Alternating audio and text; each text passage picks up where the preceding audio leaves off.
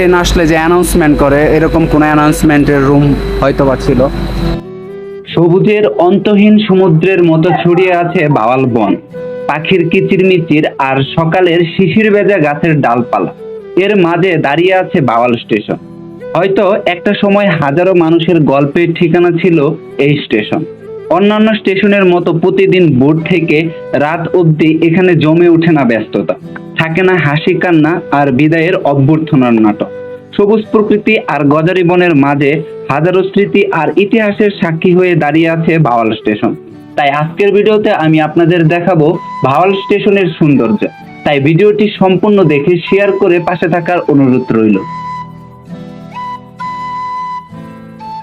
আসসালামু আলাইকুম guys, this is air. Welcome back to my channel with a new blog video. Right now আমি আছি হচ্ছে Bhawal railway station. আর আজকের এই ভিডিওতে এই স্টেশনের ইতিহাস সম্পর্কে একটি সুন্দর ভিডিও আপনাদের সামনে উপস্থাপন করব। সো গাইস, আর কথা না বাড়িয়ে চলেন ভিডিওটি শুরু করা যাক। Let's go. এই স্টেশনের প্রতিটি ইট, প্রতিটি কাঠামোতে যেন লুকিয়ে রেখেছে অগণিত স্মৃতি। কে জানে কত প্রেম শুরু হয়েছে এখানে, আবার কত সম্পর্ক শেষ হয়ে গেছে এই একই প্ল্যাটফর্ম। কিন্তু আজ শুধু পড়ে আছে ইটের ডালা। প্রকৃতির সৌন্দর্যে ঘেরা এই স্টেশনে দিনে মাত্র 2টি ট্রেন থামে। তবে একটা সময় নারায়ণগঞ্জ থেকে ঢাকা হয়ে এই স্টেশন দিয়ে কলকাতায় মালামাল ও যাত্রী যাতায়াত করত। সেই সময় এই স্টেশন ছিল ঢাকার প্রাণকেন্দ্র। এই স্টেশনের দুই পাশে বাওয়ালের গজারি বন, যা দেখতে বেশ মনোমুগ্ধকর, যেন ছবির মতো। ব্যস্ততার জীবনে একটু নিরিবিলি বা নিস্তব্ধ, যেখানে থাকবে প্রকৃতির ছোঁয়া, পাখির ডাক, নিরিবিলি পরিবেশ, তাহলে আপনি চলে আসতে পারেন এই বাওয়াল স্টেশনে। দেখেন, ব্রিটিশদের তৈরি বিল্ডিং আজও কিন্তু একদম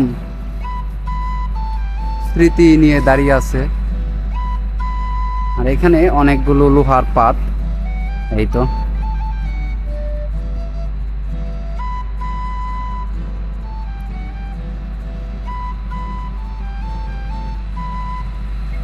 আর ঠিক এই জায়গায় হচ্ছে আপনার স্টেশনের যে কার্যক্রমগুলো হয়, এটা এই তো একটা। আর এই যে হচ্ছে এখানে লোকরা থাকে। যেহেতু স্টেশন তো অতটা জনপ্রিয় না, এখানে মাত্র 2টা ট্রেন থামে। একটা হচ্ছে মহুয়া কমিউটার, যেটার মাধ্যমে আমরা আসছি এখানে। তবে এইখানে সব থেকে যে ভালো লাগে সেটা হচ্ছে এই বিল্ডিংটা। আমার মনে হয় যখন শুরুতে এই জায়গাটা অনেক পপুলার ছিল, তখন এই বিল্ডিংয়ে সবচেয়ে বেশি কার্যক্রম হতো। এখানে অনেক পুরাতন একটা বিল্ডিং। এখানে একটা পেয়ারা গাছ আছে। আর এই সাইডে ভাইরা ফটো উঠাইতেছে, ফটোগ্রাফি করছে। আর আমার পিছনে ছোট ছোট ট্রঙের দোকান। এখানে ভালো লাগে হচ্ছে এইখানে এই যে আপনারা দেখছেন, এখানে একটা টঙের দোকান আছে, যেটা নর্মালি সকালে আর বিকালে খোলা হয়, কারণ ট্রেনই আসে মাত্র 2বার, যার কারণে। তো দোকানটা কিন্তু খুব সুন্দর। আমরা যদি একটু দোকানটার কাছে যাই, একটা জিনিস খেয়াল করেন, এই স্টেশন প্লাস হচ্ছে এখানে টঙের দোকান। আপনি চাইলে নিরিবিলি এখানে চা খাইতে পারেন। এখানে একটা এক্সট্রা নয়েজ আসছে, যে এখানে জেনারেটর থেকে কিছুক্ষণ আগে এটা বন্ধ ছিল।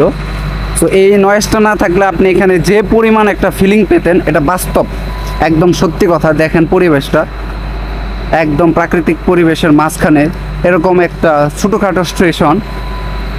কিন্তু সবচেয়ে খারাপ লাগে যে এরকম স্টেশনগুলা, এখানে এইসব স্টেশনে খুব কমই ট্রেন থামে, মাত্র 2টা ট্রেন।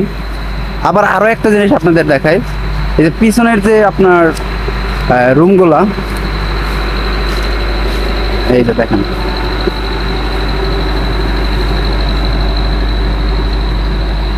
দেখছেন, এইটাও কিন্তু আগে স্টেশনের কাজের জন্য ব্যবহার করা হতো। হয়তো বা কোনো একটা রুম ছিল, হয়তো বা এটা ওই ট্রেন আসলে যে অ্যানাউন্সমেন্ট করে এরকম কোনো অ্যানাউন্সমেন্টের রুম হয়তো বা ছিল।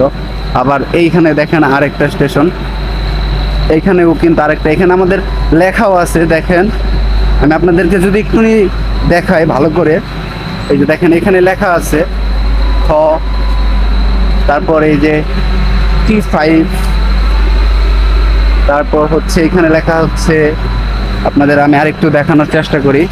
এখানে লেখা হচ্ছে ঘ। আর এটার ভেতরের পেছন সাইডে ওয়াশরুমেরও একটা আছে। স্টেশনের সৌন্দর্য দেখার পর আমরা প্রবেশ করি সবুজের আস্ত এক স্বর্গ ভাওয়াল বনে। শত শত বছরের পুরনো বৃক্ষরাজি আর প্রকৃতির লুকানো গল্প বয়ে নিয়ে চলেছে এই বন। বনের ভেতর দিয়ে যখন হাঁটবেন মনে হবে এ এক অন্য জগৎ, যেখানে পুরনো গাছপালা নিঃশব্দে গল্প বলে চলেছে যুগের পর যুগ।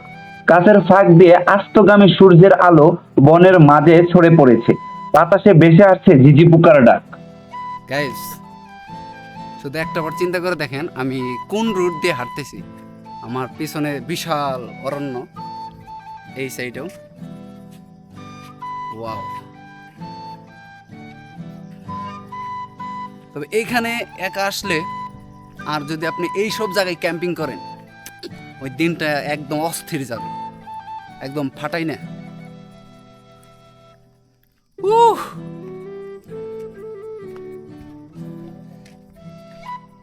দেখছেন, আমি বলছিলাম না যে এই রুটটা হবে খুবই সুন্দর একটা রুট।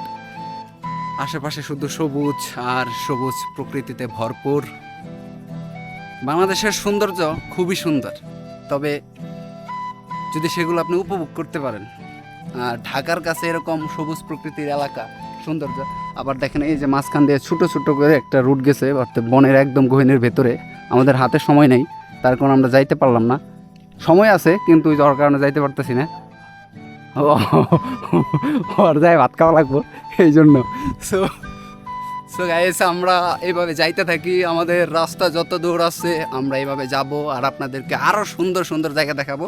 যদি বেশি গহীনে চলে যাই তাহলে হয়তো কটও খাইতে পারি, যদি কট খাই তাহলে আর কিছু করার নেই। সব থেকে বড় কথা হচ্ছে এই স্টেশনটা কিন্তু একটা সময় খুবই জনপ্রিয় ছিল। অর্থাৎ এই স্টেশনটা আপনার অনুমোদন দেওয়া হয় 1885 সালে। ওই সময় বাংলাদেশ পাটের জন্য অনেক সমৃদ্ধ ছিল। ঠিক ওই সময় ঢাকা, নারায়ণগঞ্জ থেকে এবং ময়মনসিংহ হয়ে কলকাতায় যাওয়ার জন্য একটা গুরুত্বপূর্ণ রুটের দরকার ছিল ট্রেন যোগাযোগে। তখন কিন্তু আপনার এই যে ট্রেন রেল লাইনটা দেখতেছেন, এখানে 3টা লেনের লাইন, এই লাইনটা তৈরি করা হয়। ঠিক ওই সময় এইখানে একটা স্টেশন দেওয়া হয়, যেটা হচ্ছে এই ভাওয়াল স্টেশন। এখন বর্তমানে এটা পরিত্যক্ত আছে, কিন্তু আপনাদেরকে আমি একটু আগে দেখাইলাম যে এর যে বিল্ডিং কার্যক্রম ছিল ওই সময় ব্রিটিশদের নির্মাণের যে বিল্ডিংগুলো ছিল, সেই থেকে কিন্তু বোঝা যায় যে এটা ওই সময় খুবই জনপ্রিয় ছিল। এবং এখানকার লোকাল যারা আছে তাদের কাছ থেকে আমি শুনতে পারছি। আমি চলে আসছি হচ্ছে আমার ওই পেছনের ওইদিকে হচ্ছে স্টেশনটা। আমি একটু আপনাদেরকে দেখানোর জন্য আমি এইদিকে আসছি। এটা ভালো লাগার আরেকটা কারণ হচ্ছে যে এখানে আপনি একটা নিরিবিলি স্পট পাবেন, ঢাকার থেকে খুবই কাছে।